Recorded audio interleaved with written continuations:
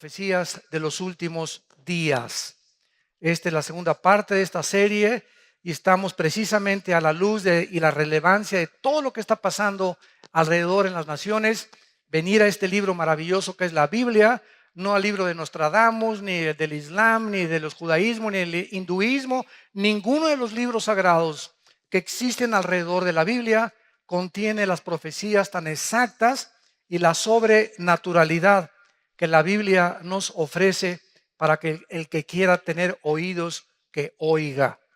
Porque si ya no creen a esto, como dijo Jesucristo, ya no creerán ni aunque alguien se les aparezca de entre los muertos. Abran su Biblia en Mateo capítulo 24 y estamos viendo que Jesucristo contestó algunas preguntas que le hicieron antes, ya esta es la víspera ya de su muerte, que los discípulos estaban concentrados en estas preguntas. Y en Mateo 24, cuando Jesús salió del templo y se iba, se acercaron sus discípulos para mostrarle los edificios del templo. Respondiendo él, les dijo: ¿veis todo esto? De cierto os digo que no quedará aquí piedra sobre piedra que no sea derribada. En otras palabras, esta profecía se cumplió 70 años después de que lo crucificaron, cuando el general Tito, con una legión romana, llegó a Jerusalén, enviado por Vespasiano, su papá, el emperador romano, y destruyó completamente la ciudad de Jerusalén. Y desde el año 70 hasta el 14 de mayo de 1948, Israel vivió dispersado en la diáspora por todas las naciones. Los corrieron de España en 1589, cuando la expulsión tremenda. Los corrieron de Francia, los corrieron de Europa. Por todos lados, casi 2000 años los judíos vivieron dispersos. Y hasta 1948, que regresaron a su tierra, el reloj profético de Dios se comenzó otra vez a echar a andar, porque las profecías finales de la Biblia no podían comenzar a hacer una realidad hasta que Israel regresara físicamente a su tierra. Entonces Cristo les profetiza que ese templo, ¿verdad?, tan maravilloso que admiraban, con alfombras persas y candiles franceses y quién sabe Herodes cuántas bellezas arquitectónicas puso al templo, no quedó piedra sobre piedra. Y estando él sentado, versículo 3, en el monte de los Olivos, los discípulos se le acercaron aparte diciendo: observemos las preguntas que le hicieron. Dinos, número 1, ¿cuándo serán estas cosas? 2, ¿qué señal habrá de cuando tú regreses, de tu venida? Y 3, ¿qué señal hay de que el fin del mundo o el fin de la historia ya se acerca? Vemos que en respuesta a estas preguntas, Cristo comenzó a describirles algunas señales que a continuación vamos a mencionar, como guerras en gran escala, pestes, terremotos, martirio de creyentes, falsos profetas, odio, y el amor entre los cristianos poco a poco se iba a desvanecer. Además, el evangelio sería predicado en todas las naciones y entonces vendría el fin. En el versículo 8, Cristo les dice que esto sería el principio de los dolores. O sea, no existe ninguna duda de que nos encontramos en el 2015, en el siglo XXI, en el principio de los dolores. Nunca en la historia, como en el siglo XX, se juntaron las naciones para combatir unas contra otras en la Primera Guerra Mundial y en la Segunda Guerra Mundial. 1914, 1917, 1939, 1945. Después de las dos guerras mundiales en el siglo XX, siempre ha habido guerras en la historia, pero nunca como Jesucristo lo profetizó, nación contra nación, o sea, unos contra todos. Y además vemos nosotros que hubo más de 270 revoluciones después de la Segunda Guerra Mundial. Y la Liga de las Naciones, que se conformó después como la Organización de las Naciones Unidas, se unieron para tratar de evitar una tercera guerra mundial. Y ahorita, en septiembre del 2015, el mundo se encuentra al borde de una tercera guerra mundial. Y como foco y el centro del conflicto es el Medio Oriente, tal como la Biblia lo profetizó. Que la tercera guerra mundial se llevaría a cabo y tendría su origen en la región geográfica donde ahorita es una olla hirviendo: Siria, Irak, Irán. Hace 3 días los rusos están comenzando a enviar helicópteros y jets a Siria, porque el gobierno de Rusia tiene que apoyar el gobierno del presidente sirio Assad. Porque Rusia tiene que defender a que no derriben a Assad. Y la razón por la cual hay esta guerra civil ahorita en Siria es la razón por la cual, escuchen, más de 4 millones de refugiados están por todas las naciones de Europa huyendo. Con lo que traen en la mano nada más, con sus niños, con 2 o 3 naranjas, ni colchón, ni cama, ni cojín, nada absolutamente, ni una cuenta del banco, ni $3, con lo que pueden. Millones ya. Austria y Hungría tuvieron ya que cerrar las fronteras. Ya no les caben los refugiados. Inglaterra va a recibir 25,000, Alemania va a recibir 20,000, Estados Unidos va a recibir 10,000. Los únicos que no quieren recibir refugiados son los países árabes, que son sus hermanos. A Arabia Saudita le cerró la puerta a 0 refugiados. Qué increíble, ¿verdad? Que esto esté sucediendo en el pleno siglo XXI. ¿Y saben ustedes lo que significa esto? Que todos estos millones de refugiados que están entrando a Europa, principalmente, la mayor parte de ellos musulmanes, hay una infiltración de ISIS, como no se imaginan. Estados Unidos va a recibir a 10,000.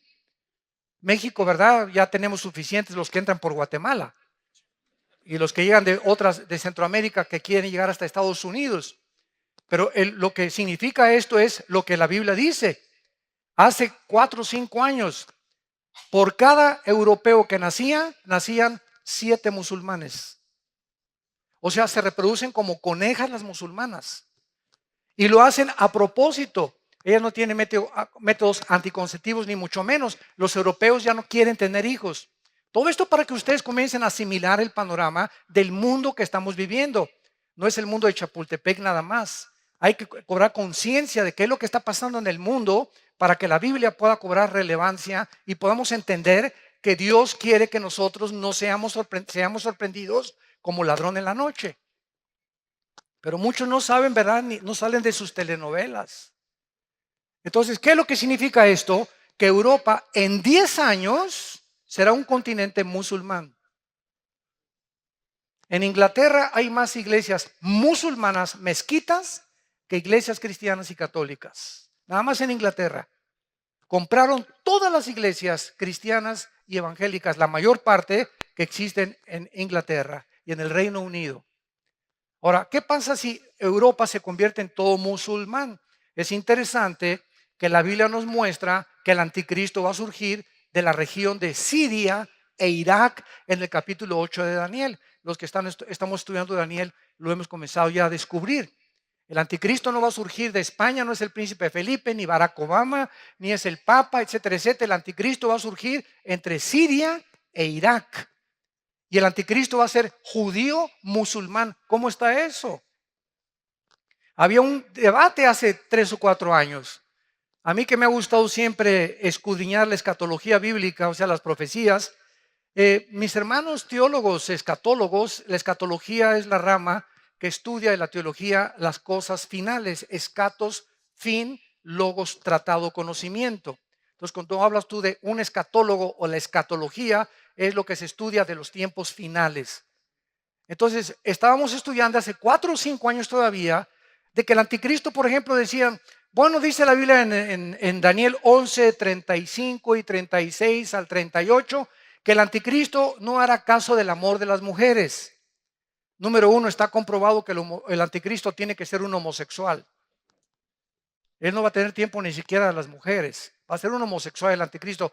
Número 2, dice también en Daniel 11, 35 en adelante, que el anticristo no hará caso de los dioses de sus padres, porque es la palabra Elohim en el original hebreo. Entonces, no, es que el anticristo tiene que ser judío. Y Génesis 49 dice que saldrá de la tribu de Dan, porque es como serpiente que hace caer al caballo. Entonces hay infinidad de versículos que apuntan a que el anticristo era judío, pero también hay cantidad de versículos, y aquí es donde viene la discrepancia, de que al anticristo se le llama en Isaías 10, en Isaías, otros capítulos, en Ezequiel, se le llama el asirio. El asirio se le llama al anticristo. Entonces, ¿cómo podemos compaginar? Fíjense lo que es de maravilloso la Biblia, ¿verdad? Tenemos una pieza, un rompecabezas, pero asirio o judío, no puede ser las dos cosas. Y ahora sabemos, ¿verdad?, que aparece otra cosa que sí puede ser. ¿Por qué? Hace 2700 años, o sea, 700 años antes de Cristo, los asirios se llevaron cautivas a las 10 tribus de Israel a Siria en el año 722 antes de Cristo. Síganme con cuidado. Desde el año 722 antes de Cristo, estamos hablando de hace 2722 años hasta la fecha, esas 10 tribus de Israel se mezclaron con el mundo entero. Y por eso hay ahorita muchos en México que sin saberlo son de ascendencia judía. El apellido Pérez, por ejemplo, es judío. Díaz, González, los EZs tienen mucha relevancia con el Medio Oriente. Y hay italianos judíos, hay nicaragüenses, sin que lo sepan ellos, hondureños. Hay negritos en Etiopía judíos. Entonces, el judaísmo no es solamente las personas que están en Israel, porque las 10 tribus se mezclaron con el mundo entero. Y fue precisamente en Asiria donde está el conflicto ahorita. Entonces, el anticristo tiene que ser forzosamente judío, pero al mismo tiempo musulmán. Porque para que él gobierne Europa, y si en 10 o 15 años Europa es un continente musulmán, nadie va a obedecer al anticristo con otra religión. Además, en Apocalipsis 20, versículo 3 y 4, dice que el anticristo va a decapitar a las personas y la única religión que le corta la cabeza a la gente son los musulmanes, el Islam. Y es precisamente lo que Bagdadi, el jefe de ISIS, ahorita en Irak, está haciendo, decapitando a todas las personas. O sea, ¿qué instrumento usará el anticristo? No va a usar la silla eléctrica, no va a usar el fusilamiento, no va a usar la horca. Para los que se nieguen a sellarse con el 666, el anticristo va a usar la decapitación. Y es interesante que se acaban de comprar más de 1 millón de guillotinas en Europa. Y Estados Unidos adquirió 125,000 guillotinas en los últimos 2 años. La pregunta es, ¿para qué? ¿Para qué? Todo se está completamente conformando, tal como la Biblia lo profetizó. Y Cristo quiere, a través de estas señales que estamos estudiando, y va a ser maravillosa esta serie, que veamos con versículo por versículo, con lupa, con microscopio, examinando la relevancia de los acontecimientos internacionales, buscando en la Biblia si coinciden con las profecías bíblicas, para unir las piezas del rompecabezas, para tener un panorama mucho más claro, para que podamos entender en qué tiempos nos encontramos. Y no son tiempos de temor, son tiempos donde al saber que está más cerca que nunca nuestra redención y que Jesucristo ya no tarda, es más rápido de lo que nos imaginamos, viene por nosotros, hagamos firme nuestra vocación y elección. ¿Verdad? Nos acerquemos más y más al Señor.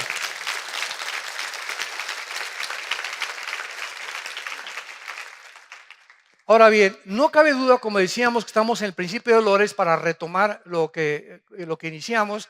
¿Por qué nos encontramos en el principio de dolores?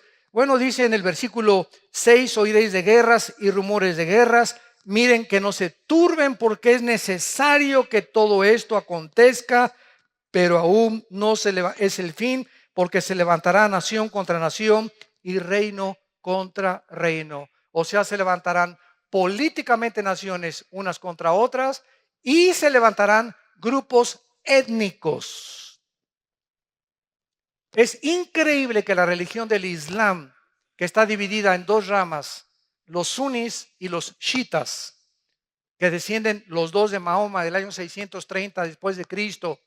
Los sunis creen que ellos son los herederos de Mahoma, directamente a través de la línea física de Mahoma. Los chiitas creen lo contrario, que ellos por herencia o por autoridad se puede designar al descendiente de Mahoma. Entonces, por eso el Islam está dividido en dos ramas. Y ahorita los sunnis interpretan el Corán y dicen que el Corán dice que hay que matar a los infieles. Esta es la segunda parte del Corán, la toman literalmente. Y así Mahoma lo escribió antes de morir. Porque la primera parte del Corán, los suras, en lugar de versículos, se llaman suras en el Corán, dice Mahoma que hay que vivir en paz. Entonces tú encuentras musulmanes, ¿verdad?, de la religión del Islam, que peace and love, o sea, no se meten con nadie, ellos cumplen, ¿verdad?, están en contra del radicalismo islam. No todos son tan radicales como los musulmanes que derribaron las torres de Nueva York en el 2001, el 11 de septiembre, etcétera, etcétera. Pero aquí en el Islam encontramos esto precisamente, ¿verdad?, que los infieles son todos los que no sean musulmanes. Y ahorita los sunnis, increíble, están matando a sus propios hermanos chiitas. O sea, tú tienes que ser suní porque si no te mueres y te decapito. Y en Irak y en Saudi Arabia hay muchos chiitas. Y todo el norte del Medio Oriente, la mayoría son sunnis. Entonces los sunnis, encabezados por Baghdadi, están avanzando hacia Irak para matar a todos los chiitas, hermanos. O sea, ahorita Israel está aquí en el centro del huracán. Y es increíble que todo alrededor de Israel, ahorita se están matando sus enemigos entre ellos. Todos los enemigos de Israel se están matando entre ellos ahorita. O sea, en la misericordia Dios lo ha permitido. Y el punto final al que llegamos, que estamos en principio de los dolores, es lo siguiente. Gracias a la guerra civil de Siria, hay 4 millones de refugiados.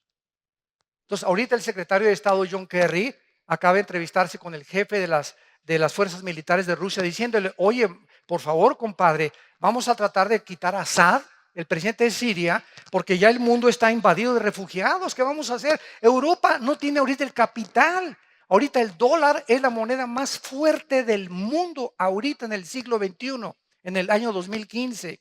El yen se devaluó, la libra esterlina se devaluó, el euro se devaluó y ahorita los bancos americanos son los más fuertes otra vez económicamente. Más todavía que China, que tiene la mitad de los dólares guardados porque Estados Unidos es su principal socio comercial. Entonces Kerry le dice al jefe militar de Rusia, oye, vamos a quitar a Assad. Y entonces ellos le contestan, ¿verdad? ¿Sabes una cosa? Si quitamos a Assad, vamos a quitar la base naval más grande que Rusia tiene en Siria. Y Siria necesita el contacto con el mar Mediterráneo porque de otra forma no tiene ningún otro acceso. Si tú ves en el mapa, Siria no tiene acceso más que a través de Rusia, para poder tener una flota de portaaviones y de destroyers. Y el mar Egeo que está cerca de Ucrania.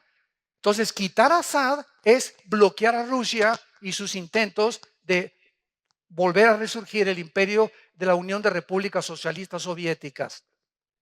Ahora, a Rusia lo respalda China. Y Rusia y China forman parte en el Consejo de Seguridad de las Naciones Unidas de las naciones más influyentes. Entonces, ahorita el Consejo de la ONU está gobernado por Rusia, China e Irán. Porque Rusia sigue también apoyando a Irán. E Irán apoya y sostiene a Hezbollah, el grupo terrorista que se encuentra en el Líbano. Y ahorita es un relajo completamente el Medio Oriente y nos encontramos con millones de migrantes. Prenda la televisión ahorita a las 24 horas del día. Te parte el corazón, te parte el corazón. Los niños ahogándose en el mar, se suben a una lancha para ir en el Mediterráneo para escaparse de Siria, etcétera, etcétera. Y como nada más caben 10 o 15 en la lancha, a los que no sirven los ahogan. Porque si no, la lancha se hunde, no puede aguantar más de 15 personas o 20 personas. Y vemos a los niños flotando ya en el mar, sacrificando a los niños porque no quieren que los niños vengan con ellos para que los niños no sufran el hambre que van a sufrir como refugiados en Europa, porque Europa no tiene que darles para comer. Este es el siglo, damas y caballeros, que en el siglo XX los ateos dijeron, la tecnología y los descubrimientos científicos y tecnológicos que el ser humano ha alcanzado en el siglo XX son los que compondrán el mundo y la ciencia es nuestra diosa y junto con el dinero y el sexo. Y no han pasado más que 15 años en el inicio del siglo XXI donde el hombre se encuentra haciendo el ridículo como administrador del planeta Tierra. Los los políticos han perdido completamente la brújula, la moral está por los suelos, el mundo está confundido, la pobreza aumenta y se voltean contra Dios. ¿Dónde está Dios? ¿Dónde está Dios? ¿Dónde están tus pecados? Como dice en Santiago capítulo 4, ¿de dónde vienen las guerras? No le eche la culpa a Dios de vuestras pasiones que combaten unas con otras dentro del corazón. Porque dentro del corazón del ser humano hay ambición, hay envidia, hay codicia. De tener más terreno, de combatir a esto, de tener mi imperio, de vivir para mí, para mis intereses. Y esta es la razón por la cual el mundo tiene que llegar al nivel que la Biblia profetizó hace 2000 años. Y es el mundo que estamos viviendo. Y es la oportunidad más grande que tenemos, porque para esta hora nacimos. Para esta hora ha llegado la iglesia para hacer luz. Ahorita tu familia, en tu escuela, en tu bufete, en tu taller mecánico, en tu consultorio médico, en tu trabajo, ahorita toda la gente que tienes a tu alrededor están en tinieblas, viven en tinieblas, en la inmoralidad, en la confusión política, filosófica, religiosa. Y es el momento que levantes la luz, que alumbremos, somos la luz del mundo. La iglesia tiene que despertar, tenemos que entender cuál es nuestra misión. No es venir aquí este domingo nada más bajo 4 paredes y estar aquí calentando en la silla y de lunes a viernes ni siquiera te acuerdas de la Biblia ni de Dios, ni a nadie le hablas de Cristo desde que te convertiste. No has ganado ni una sola alma para el reino de Dios. ¿Y así esperas irte en el arrebatamiento de la iglesia? Muchos me dirán, Señor, Señor. Acuérdate eso en Mateo capítulo 7. Muchos me dirán, Señor, Señor. Hablamos en lenguas, hasta ruso hablamos. Hicimos señales. Hicimos milagros. Y les dirá el Señor: nunca los conocí, hacedores de maldad. Porque no son por los dones por los cuales nos conocemos por el fruto, no por los dones. Los mormones hablan lenguas, los católicos hablan lenguas. No vengas a pantallar con que hablas en lenguas. Si lo tienes, gracias a Dios, pero no es una evidencia completa, porque pueden ser también lenguas demoníacas. Hay las de Dios originales y el diablo también las puede producir. Los hindúes hablan en lenguas, los santeros en Cuba hablan en lenguas. Entonces no nos confiemos que porque tenemos dones y que esto y que el otro. Se me apareció Juan Gabriel anoche y se me apareció por el amor de Dios. Perdón, Gabriel. Le quitamos el Juan, ¿verdad? Vean ustedes en Juan capítulo 16. Denle vuelta ahí a Mateo. Está Lucas y tenemos a Juan 16. Que el Señor se refiere a las señales de estos tiempos que estamos viviendo: tsunamis, terremotos, caída de la bolsa, caída del petróleo. Nunca el petróleo había caído al nivel en que se encuentra actualmente. Incendios forestales, contaminación de los mares, de los millones de litros de petróleos que el mar ya, ¿verdad? Las focas llegando a las playas muertas, los pelícanos muertos llenos de petróleo.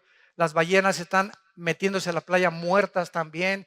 Tiburones ya están atacando toda la costa de Florida del lado del Atlántico, ya están viniéndose en las playas, cosa que no había sucedido. Están pasando cosas tremendas, temblores de 8, de 9 grados en la escala de Richter, etcétera, etcétera. Y todo este mundo en que nos encontramos, confusión política. Ahorita si juntamos a los políticos en el mundo, ¿verdad? Es increíble la cantidad de lunáticos que están gobernando muchas naciones, dictadores que están gobernando muchas naciones, tratando de instituir sistemas de gobierno que creen ellos que agarrando al pueblo y metiendo en una cárcel o haciendo una cárcel de la nación y oprimiendo al pueblo. Ese es el gobierno que deben de tener, sin interesarles el beneficio de los pueblos. Así está el mundo en que vivimos y nosotros gritamos justicia. Anhelamos la justicia. Y por eso hay tantas manifestaciones de obreros, de enfermeras, de doctores en las calles. Justicia, bloqueamos esto y por el otro, ¿verdad? Porque el mundo está gritando: ¿quién va a poner orden en este mundo? ¿Quién? ¿Hasta cuándo va a durar esto? La Biblia nos da la respuesta. Dice Juan 16, versículo 21. Es Cristo hablando antes de morir y nos pone como ejemplo y analogía de lo que está pasando al parto de una mujer. La mujer cuando da luz, Juan 16, 21, tiene dolor porque ha llegado su hora. Pero después que ha dado a luz un niño, ya no se acuerda de la angustia por el gozo de que haya nacido un hombre en el mundo. También vosotros ahora tenéis tristeza, pero os volveré a ver y se gozará vuestro corazón y nadie os quitará vuestro gozo. Todas las mujeres que en esta mañana nos escuchan comprenden perfectamente las palabras del Señor. El parto, el embarazo de una mujer es aproximadamente 9 meses. Por cierto, les comunico que el viernes nació el hijo de César y Carlita. Gracias a Dios. Los bendecimos desde aquí. Nació de 8 meses, entonces está en la incubadora, ¿verdad? Va a estar, creo que esta semana, pero nació de la raza de los gigantes. Así está, así está. Increíble, se parece a César en tamaño y en todo. Pero grandote, grandote el niño, ¿verdad?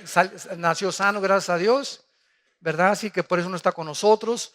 Pero precisamente, ¿verdad? Las mujeres que están embarazadas se dan cuenta que ya en los últimos meses, antes o semanas antes de parir, comienzan los dolores. Y después los dolores se van haciendo más cortos y más cortos y más cortos. Se rompe la fuente, hay que llevarla rapidísimo al hospital porque el niño va a nacer.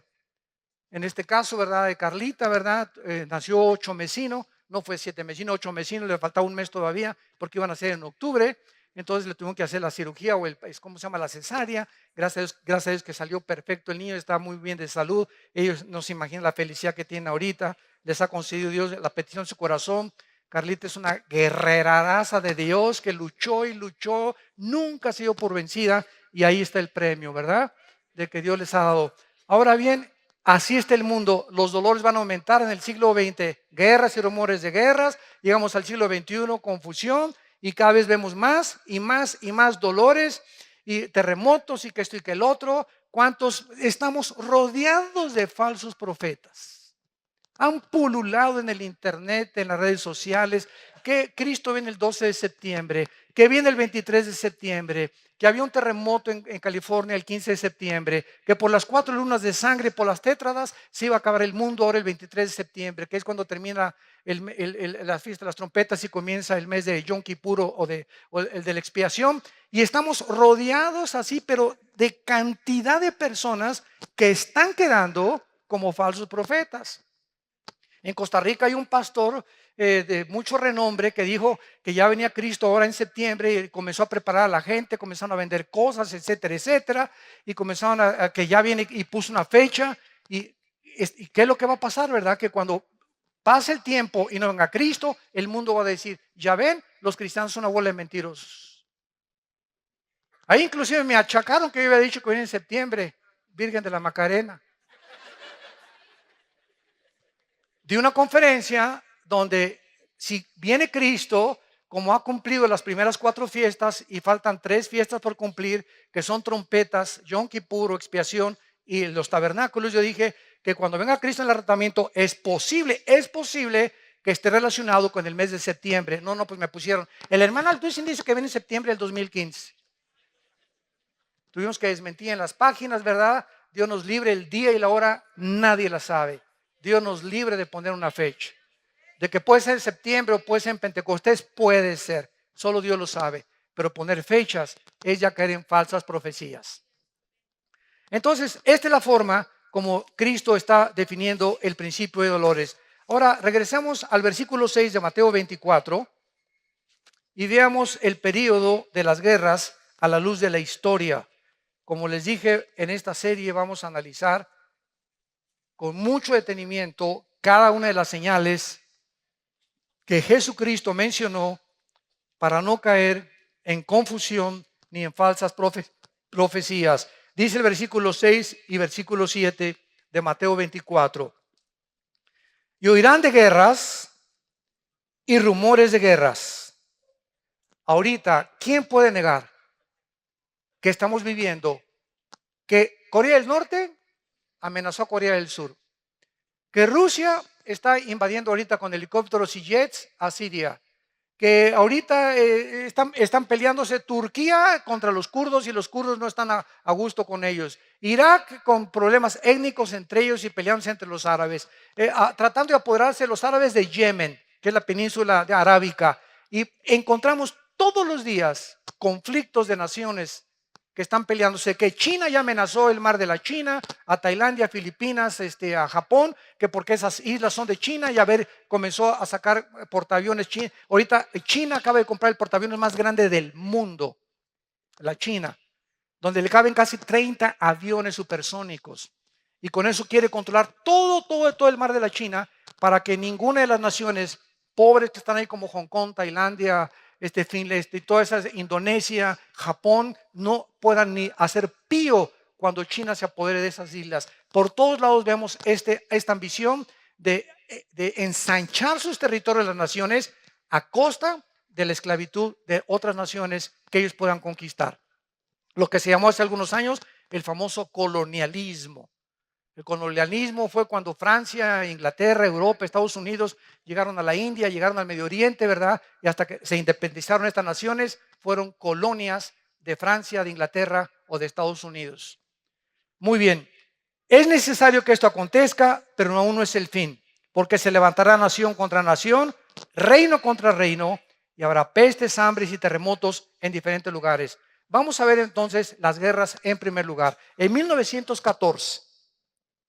Del siglo pasado, el asesinato de uno de los herederos de los Balcanes produjo la Primera Guerra Mundial. La Primera Guerra Mundial fue el resultado de matar a una persona. El asesinato de uno de los herederos de los Balcanes produjo el estallido de una Primera Guerra Mundial. ¿Quién hubiera pensado esto? Que un crimen iba a provocar un conflicto de caracteres catastróficos que duró 4 años. ¿Quién iba a pensar esto? Ahora, sobran ahorita, si la Primera Guerra Mundial fue producida por un crimen de una persona, ahora imagínense todas las barbaridades que muchas naciones están haciendo para producir una guerra donde nos podemos aniquilar en 30 segundos, con tantas armas atómicas que existen. Esta era la primera vez en la historia humana, la Primera Guerra Mundial, que afectaba los 5 continentes del mundo. También por primera vez se usaron armas químicas en la Primera Guerra Mundial que costó la vida de 17 millones de personas. Después de esta guerra, la Primera Guerra Mundial, se formó la Liga de las Naciones con el propósito de evitar guerras posteriores. Sin embargo, después de 1917 pasaron muy pocos años hasta que en 1939 explotó la Segunda Guerra Mundial. Cuando se levantó el Führer, Hitler, Adolfo Hitler, con su Partido Nacional Socialista Alemán, y le dijo, ¿verdad? Pues yo solamente tengo ganas, ¿verdad?, de ver cuántos alemanes hay en Polonia y en Checoslovaquia. Y entonces en Inglaterra, cuando se dieron cuenta que Hitler estaba tratando de avanzar y salirse de Alemania, pudieron discernir algunos ingleses, que como Winston Churchill, que todavía no era primer ministro de Inglaterra, de que Hitler traía intenciones de apoderarse de Europa.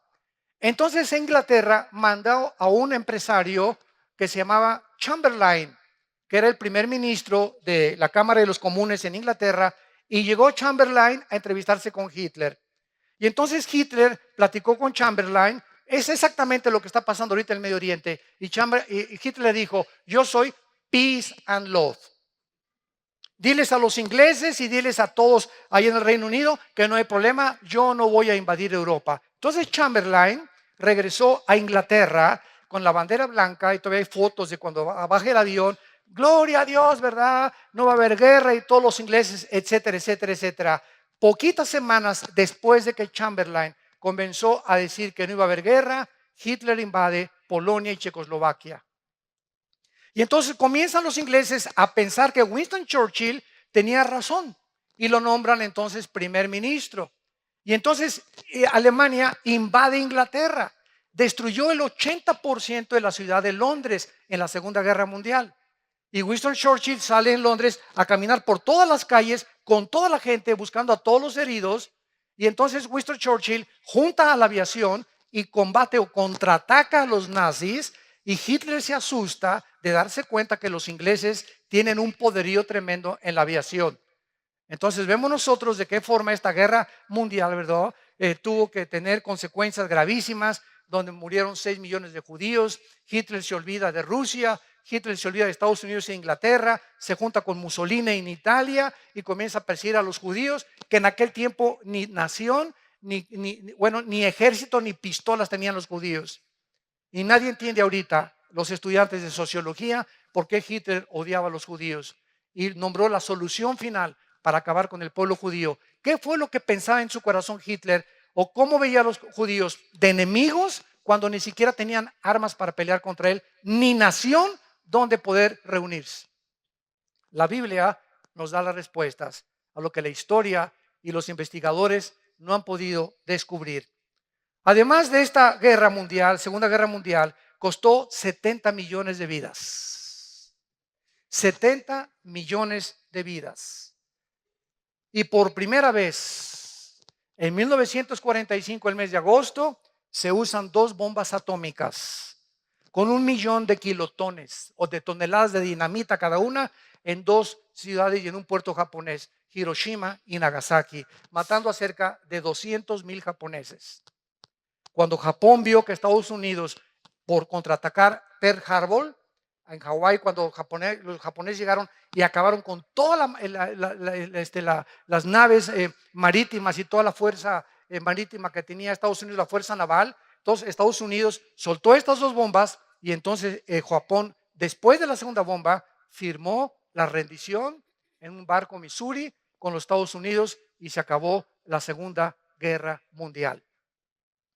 Además, en esta Segunda Guerra Mundial se usaron bombas atómicas, matando a 200,000 japoneses. Y después de las guerras, veamos en Lucas 21:9, porque todas estas señales están en 3 evangelios.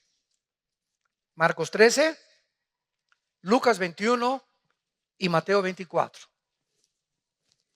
Marcos 13, Lucas 21 y Mateo 24 recopilan toda la investigación y toda la intervención y la revelación de Cristo de las señales de los últimos tiempos. Y como cada uno de los evangelistas oyeron cosas diferentes y vieron cosas diferentes, otros completan lo que otro evangelista no pudo escribir. Por ejemplo, en Lucas 21:9 dice así la palabra de Dios, hablando de los tiempos finales, desde luego. Cuando oigáis de guerras y de sediciones, aquí ya se usa una palabra que no se usó en Mateo, ven, tenemos que juntar todas las piezas de la Biblia para poder armar el rompecabezas. Esta palabra sediciones es acatastasia con K, acatastasia, que significa tumultos, protestas masivas. Cuando oigan de guerras y levantamientos en cada sociedad, de que están protestando miles de personas contra el gobierno o contra el gobernador o contra un dictador, etcétera, etcétera, no os alarméis, porque es necesario que estas cosas acontezcan primero, pero no es el fin todavía. Esta palabra sediciones, que significa desórdenes sociales, tumultos, insurrecciones, y Marcos lo traduce con la palabra tarache, que es otra palabra griega que significa alborotos, o sea, disturbios callejeros, huelgas masivas, desórdenes masivos, agitaciones sociales. ¿Saben ustedes en los últimos 3 años cuántos desórdenes, insurrecciones ha habido en Estados Unidos del pueblo de los negritos? De que protestan de que la policía está abusando y está matando, o sea, que los tratan peor que a los blancos. Más de 45 casos existen en menos de 2 años de levantamientos que, como Ferguson, incendiaron casi la ciudad cuando mataron a un negrito, ¿verdad? Que dijeron que había sido una forma injusta en la que la policía lo había asesinado. Entonces, todo esto que la televisión, gracias a la televisión, nos damos cuenta de lo que está pasando, es precisamente de lo que Cristo habló. Siempre ha habido revoluciones y desórdenes, pero veamos algunas. Escuchen esto. Desde 1882, que fue el periodo cuando se inició por primera vez el inicio o cuando se comenzaron a pensar como Teodoro Herzl, un judío en el siglo XIX que comenzó ya a pensar en regresar a Israel. Ya se comenzaba a levantar y a disipar la neblina y comenzábamos a entender más las profecías de los últimos tiempos, como lo que está pasando ahorita. Escuchen lo que les voy a decir. Tenemos la revolución de esta época, del 882 a nuestros días. Nunca en la historia, en más de los 6,000 años que tiene el ser humano, había habido las revoluciones que existen desde el siglo XIX. Y la principal razón es el surgimiento de Carlos Marx, judío, 1818-1883, quien en el siglo XIX, este hombre postuló la teoría de una revolución, la cual llevó a todas las demás revoluciones del siglo XX. Antes de eso, no había habido revoluciones. La Revolución Filipina, 1898. La Revolución Rusa, 1905. La Revolución Mexicana, Viva Villa, 1910. La Revolución Bolchevique de los rusos, encabezada por por Lenin, 1917.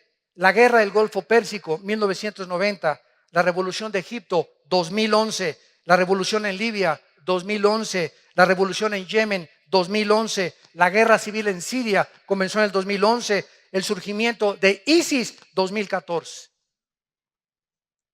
Cuando oigáis de revoluciones y de guerras, sabréis entonces que se encuentran en el tiempo del fin. No cabe duda que en la época en que los judíos iniciaron el éxodo o comenzaron a pensar en regresar a su tierra, que el diablo comenzó, ¡ay, estos ya están a punto de regresar! Comenzó el diablo a alborotar a los líderes y a las naciones, y vemos que la culminación han sido todas estas revoluciones. Solamente las revoluciones comunistas de Rusia y China del siglo XX costaron más de 100 millones de personas, entre el comunismo, el marxismo, el nazismo, el fascismo y el islam. Sistemas de pensamientos ateos, radicales, completamente de la violencia. El otro día que tuve un debate con un ateo, me decía, es que en el nombre de Dios, ustedes, porque ellos no entienden la diferencia entre católicos y cristianos.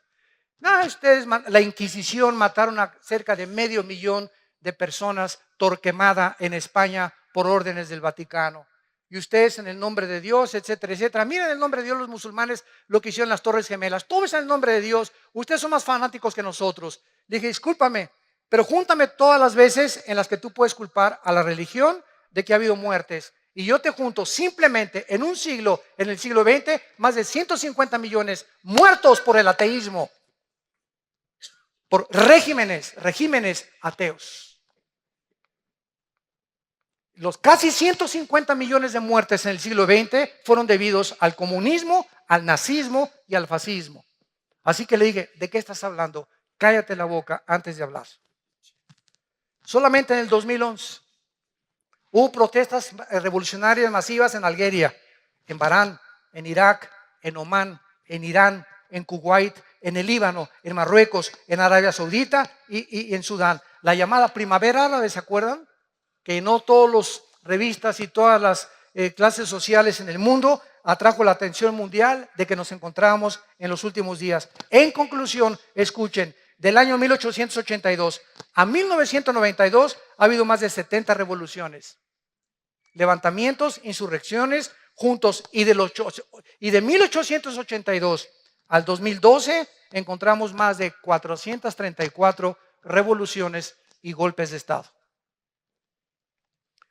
Ahora tenemos en segundo lugar las hambres. Regresamos a Mateo, y ya que hemos visto y estamos comenzando a entender con más profundidad por qué Jesús dijo que aunque siempre ha habido guerras, en los últimos tiempos se conjugarían todas estas señales, vemos en segundo lugar las hambres. Versículo 7, y habrá guerras, pestes y hambres.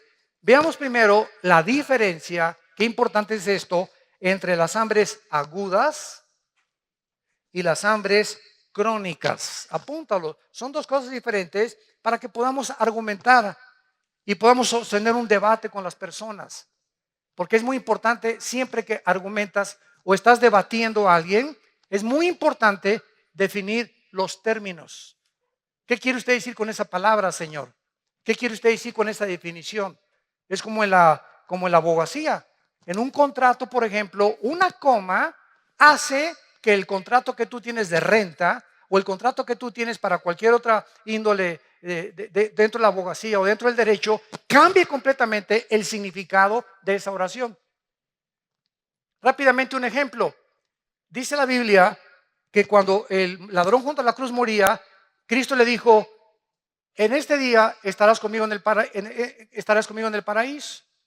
Y una secta que se llama Los Testigos de Jehová le cambiaron eso y le pusieron una coma. Y le pusieron: de cierto te digo, en este día que estarás en el paraíso. ¿Se dan cuenta? Una coma, cómo cambia el significado de una oración. Por eso es tan importante cuando estamos debatiendo y en la apologética definir los términos y saber de qué se trata. ¿Qué me quieres decir con eso? ¿O qué término estás usando? Pero el hambre aguda es el resultado de las guerras.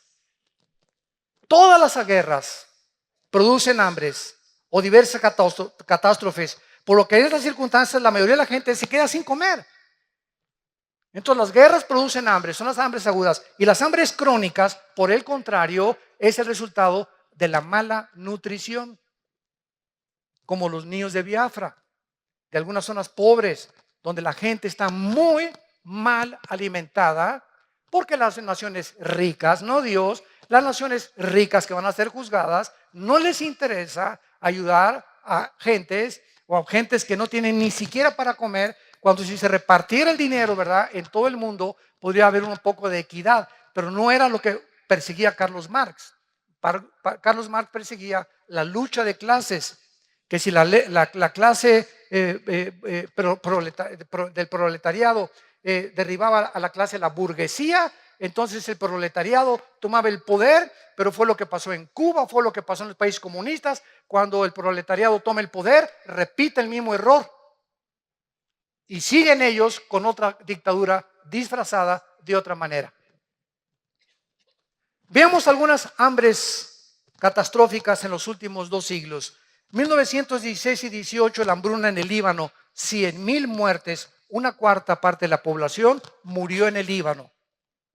1961, la hambruna causada por un experimento chino que resultó en 40 millones de personas muertas, considerada la hambruna más grande de la historia, del 59 al 61, por un experimento de los chinos.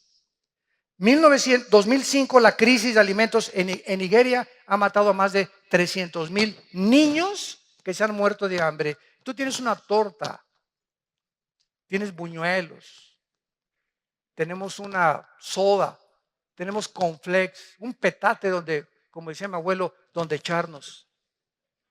Por lo menos un ladrillo, le pones un periódico y lo usas de cojín. Pero hay gente que ni siquiera tiene eso en el mundo. Ahorita al ver estos millones de refugiados, nos parte el corazón.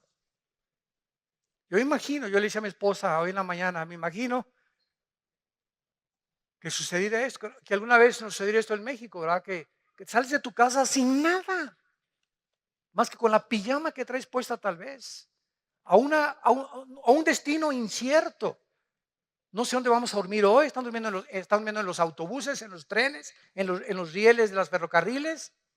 ¿Qué me va a dar trabajo? ¿Vamos a sobrevivir? ¿Qué futuro tienen nuestros hijos?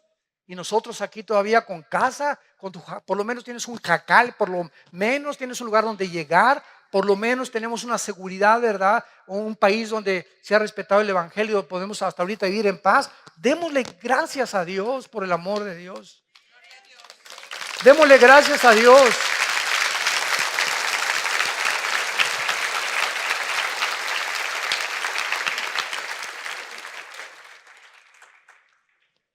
Y a todas estas podemos agregar las hambrunas de Rusia en 1891, 1921, 1932 y 33, con más de 20 millones de personas que mató el hambre. No tenían que comer ni un taco, ni una tortilla, ni un pan, ni un bolillo. Y cuando vemos todas estas cosas es cuando podemos decirle: Señor, ven pronto. Señor Jesús, ven pronto por nosotros. Y mientras vienes, Señor, encuéntranos ministrando tu palabra, intercediendo todos los días. Te pido, Padre, por estos refugiados. Te pido por mi familia que no te conoce. Te pido por México. Trae la paz a nuestra patria. Dame personas a quien les hable hoy, que me levante en la mañana de ti, de tu amor en la cruz. Vivamos verdaderamente como la Biblia quiere que vivamos. Para que en esta paz y en esta armonía, en este perdón de unos a otros, tolerándonos y perdonándonos unos a otros, amándonos unos a otros.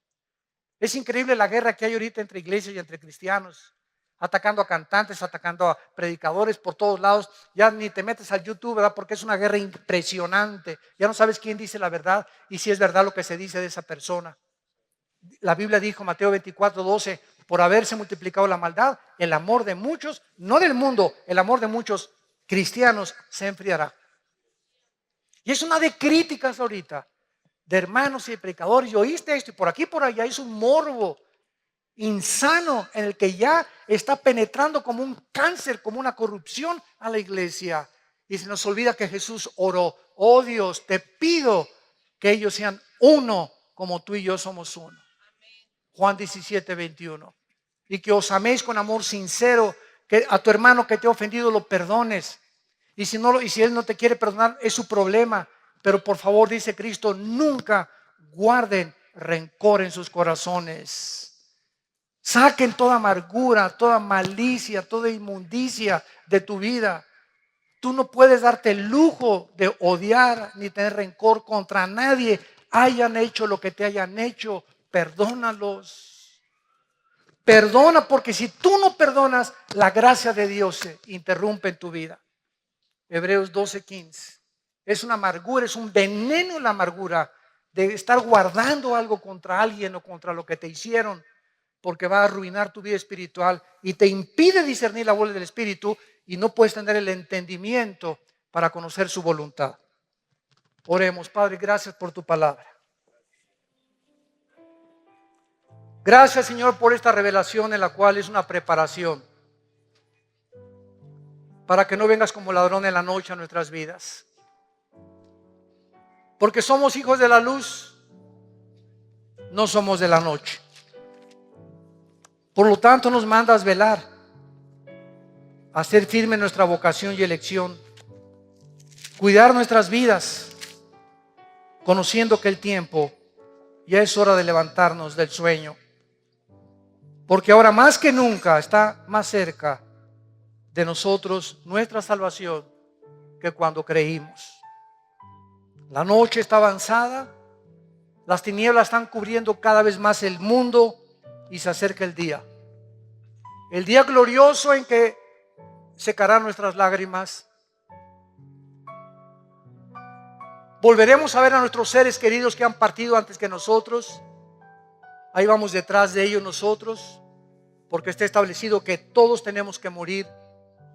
Pero el juicio de nuestras vidas ya se llevó a cabo en una cruz, donde tu Hijo derramó su sangre para que nosotros ya no fuéramos juzgados nunca, porque Él llevó ese juicio y esa ira y ese castigo que nosotros merecíamos en su cuerpo, en esa cruz. En esta mañana yo te invito a que vengas a Cristo si todavía no lo tienes, que reflexiones sobre tu vida y que entiendas que al morir tenemos que entregar cuentas. Y al morir ya no habrá otra oportunidad. Andemos pues como de día honestamente, no en borracheras, ni en lujurias, ni lascivias, ni pecados sexuales. Vistámonos del Señor Jesucristo para no proveer para los deseos de la carne. ¿Qué tengo que hacer? Me preguntarás. Para invitar a Cristo, dile estas palabras. Ahí desde tu lugar, con todo tu corazón. Señor mío y Dios mío, te pido perdón por mis pecados. por la vida de pecado que he llevado hasta este momento, por mi soberbia intelectual, por creer que soy Dios y que yo pongo las reglas en mi vida para vivir. Ahora comprendo que tú eres el Creador, que enviaste a tu Hijo Jesucristo hace 2000 años a que en una cruz fuera coronado de espinas, sus manos traspasadas por clavos y sus pies, para que a través de esa sangre que Él derramó, tú me revelas ahora que es la medicina que necesito para ser sanado de mis pecados. Señor Jesús, creo en ti, en lo que hiciste en mi lugar, que a los 3 días te levantaste de los muertos para traerme la esperanza y la seguridad de que después de la muerte seguiré viviendo, que con la muerte no se acaba nada, seguimos viviendo al lado tuyo por toda la eternidad. Entra a mi vida como mi Señor y mi Salvador. Te lo ruego y te lo pido en tu precioso nombre. Amén.